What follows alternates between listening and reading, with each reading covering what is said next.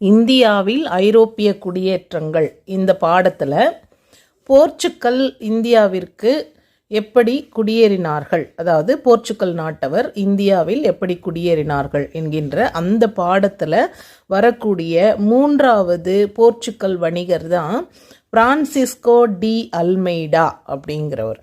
இவர் தான் முதல்ல இந்தியாவில் போர்ச்சுகீசியர்களுக்கான கவர்னராக நியமிக்கப்பட்டவர்.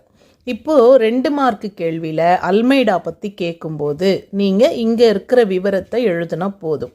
பிரான்சிஸ்கோ டி அல்மெய்டா இந்தியாவில் போர்ச்சுகீசியர்களின் வாணிபத்தை கவனிக்க முதல் ஆளுநராக நியமிக்கப்பட்டார். இவர் அரேபிய வியாபாரிகளை தோற்கடித்து போர்ச்சுகீசியரின் ஆதிக்கத்தை நிலைநாட்டினார். கப்பற்படையை வலிமை பெறச் செய்து இந்திய பெருங்கடல் பகுதிகளில் போர்ச்சுகீசியர்களின் செல்வாக்கை உறுதி செய்தார். கொள்கை நீல